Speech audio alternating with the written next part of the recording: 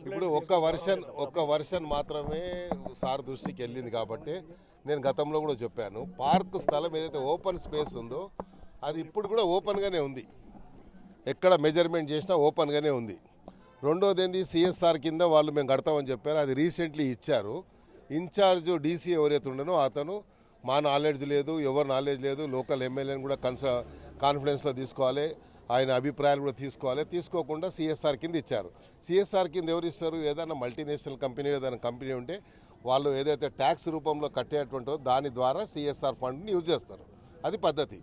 కానీ వీళ్ళే ఒక సొసైటీ ఫామ్ చేసుకొని సిఎస్ఆర్ ఫండ్ అంటారు.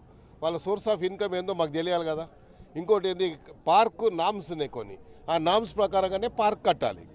అలా కాకుండా ఇలా 10 ఫీట్లు 12 ఫీట్లు గోడ కట్టేది అధికారం ఎవరికి లేదు, జిహెచ్ఎంసీకి లేదు, నాకు లేదు, ఎవరికి లేదు. కాబట్టి అప్పుడు మేము ఆపడం జరిగింది, ఎందుకంటే అలా ప్రైవసీ దెబ్బతింటుందని చెప్పాము. ఎంతైతే వీళ్ళకి ల్యాండ్ కేటాయించారో అంతవరకే వీళ్ళు ఉన్నారు. 1 ఇంచ్ ఎక్స్ట్రా ఉన్నా కూడా నేనే చెప్పాను, ఆ కింద ఉన్నటువంటి దాంట్లో 8 గుడిసెలు 10 గుడిసెలు ఎక్స్ట్రా ఉంటే తీసేయమని నేనే పర్సనల్గా చెప్పాను వాళ్ళకి. రేపు డిపార్ట్మెంట్ వచ్చి కూలగొడితే నేను బాధ్యత కాదని చెప్పాను. దానికి కొంచెం పొలిటికలైజ్ కూడా చేసి పేపర్లలో రాసి ఎమ్మెల్యే గారు వచ్చి తీయమని చెప్పారు అని చెప్పారు.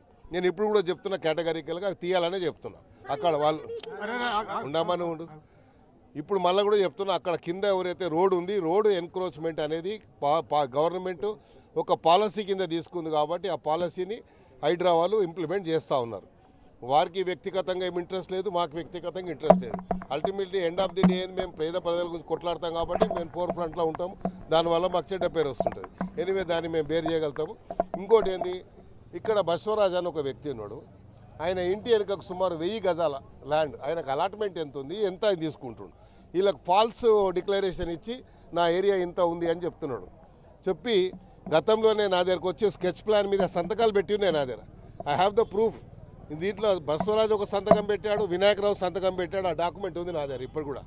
ఏది రౌండ్ కూర్చొని సార్ ఇట్లా కాదు ఇట్లా చేస్తామని చెప్తే, సరే మీరు దీని మీద డాక్యుమెంట్ మీద సంతకం పెట్టమని చెప్పాను, ఆ సంతకం నా దగ్గర ఉంది, 2 సంతకాలు పెట్టింది. సరే ఎందుకో ఇష్యూ జరుగుతుంది కదా ఎందుకని చెప్పి నేను అది కూడా ఇస్తాను, అఫీషియల్గా ఇస్తాను. సో వీళ్ళు ఏం చేశారంటే ఎన్క్రోచ్ అయ్యారు. ఇప్పుడు సార్కి చూపించాను తీసుకెళ్ళి, ఆ కొండ దాకా ఎన్క్రోచ్ అయ్యారు.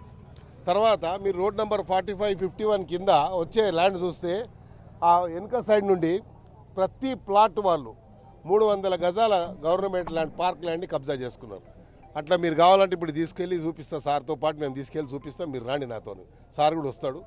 మీరు అట్లా పార్క్లోకి పోతే కనబడుతుంది. ఆ పార్క్ని పార్కింగ్ కింద వాడుకుంటున్నారు, అంత పెద్ద పార్క్ని ఐడియల్గా పెట్టారు for the last so many years.